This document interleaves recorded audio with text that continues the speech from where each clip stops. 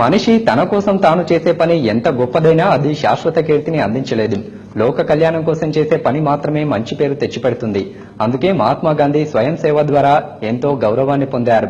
ఆయన్ను ఆదర్శంగా తీసుకుని రోడ్డుపాలై ఆకలితో అలమటిస్తున్న వారి ఆకలి తీరుస్తున్నాడు నిజామాబాద్ జిల్లావాసి. ఆయన అడుగుజాడల్లో మరికొందరు తోడై ఏర్పాటు చేసిన నిజామాబాద్ ఫుడ్ బ్యాంక్ పై స్పెషల్ రిపోర్ట్.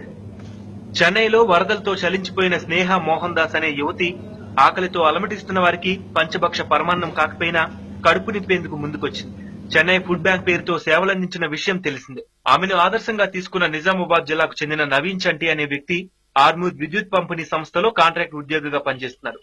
రోడ్డున పడ్డ అనాథులు, ఆపన్న హస్తం కోసం ఎదురు చూస్తున్న వారు, ఆకలితో అలమటించే వారికి చేయూత ఇవ్వాలనే ఆలోచన చేశాడు. మొదట తనతో పాటు మరో 3 స్నేహితులతో కలిసి నిజామాబాద్ ఫుడ్ బ్యాంక్ ప్రారంభించాడు. తాను అందించిన ఫుడ్ తో ఫేస్బుక్ ద్వారా మరికొందరిని ఆకట్టుకున్నారు. ప్రస్తుతం 2000 మంది లైకులతో 20 మంది సభ్యులు, 60 మంది వాలంటీర్లతో నిజామాబాద్ జిల్లా కేంద్రంగా ఫుడ్ బ్యాంక్ సేవలందిస్తోంది. ఫుడ్ బ్యాంక్ నిజామాబాద్ అనేది మేము food bank Chennai, food bank Hyderabad వాళ్ళని ఇన్స్పైర్ గా తీసుకుని ఫుడ్ బ్యాంక్ నిజామాబాద్ అనేది స్టార్ట్ చేశాము. చెన్నైలో వరదలు వచ్చినప్పుడు అక్కడ స్నేహ మోహన్ దాస్ అని చెప్పేసి ఒక వాలంటీర్ ఫుడ్ బ్యాంక్ ను స్టార్ట్ చేయడం జరిగింది. ఆ ఫుడ్ బ్యాంక్ ఇండియా తరఫున మేము ఫుడ్ బ్యాంక్ నిజామాబాద్ స్టార్ట్ చేశాము.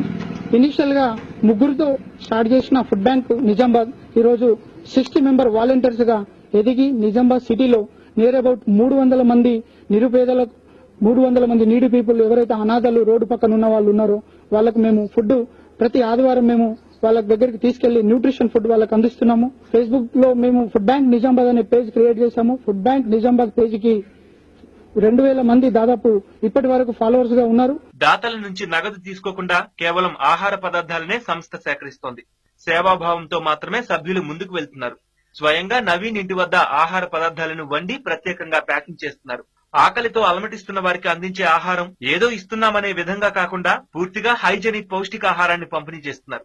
ఫేస్బుక్ ద్వారా చూడడం జరిగింది. అలాగే మన మిత్రుడు నవీన్ కూడా నాకు మంచి పరిచయం. ఎవరైతే నిరుపేదలు, అనాథలు రోడ్డు పక్కన ఉంటారో వాళ్లకు కొంచెం మనం ఆహార పదార్థాలను సమకూర్చడం అంటే చాలా సంతోషకరంగా ఉంది. ఎటువంటి మనీ ఆశించకుండా దీంట్లో ఆహార పదార్థాలు మాత్రమే తీసుకోవడం జరుగుతుంది.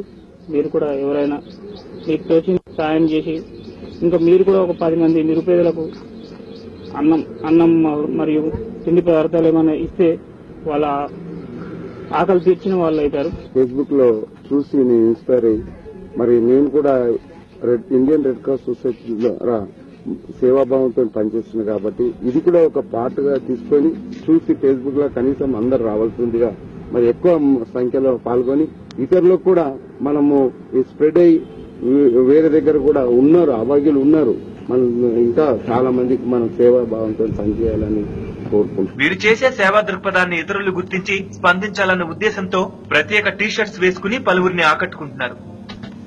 కడలిని నమ్ముకున్న మత్స్యకారు